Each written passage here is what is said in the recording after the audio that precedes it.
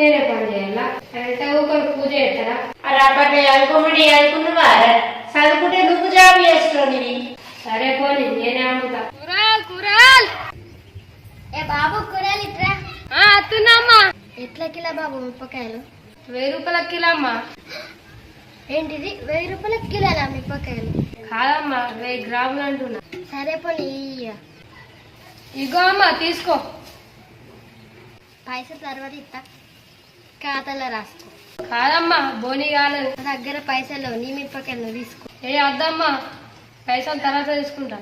అరే కొడుక, అన్నగాడు పగలనక రాత్రనక కష్టపడుతుంది. అరే నువ్వు చదువుకుంటే అయిపోయినా నువ్వు సుగా కష్టపడితే అయిపోతుంది కదా. నువ్వు సుగా నిలిపాడము. ఓకే అమ్మా అమ్ముతా.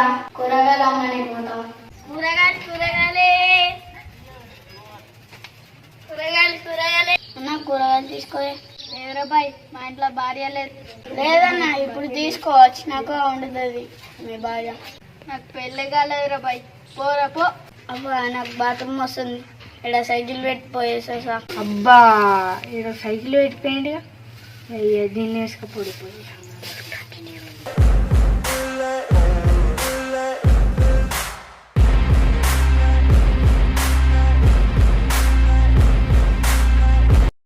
అరే నా సైకిల్ లేదురా. అవ్వా ఇంటికి పోతే మా అమ్మ జోకుతుందిరా. హాయ్ ఫ్రెండ్స్ అందరికీ, ఈ వీడియో కేవలం మెసేజ్ కోసమే తీసినాం.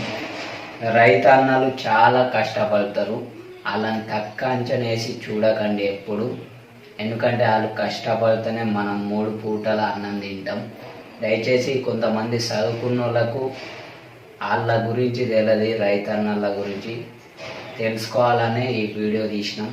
దయచేసి వీడియో నచ్చితే ఖచ్చితంగా లైక్ చేయండి.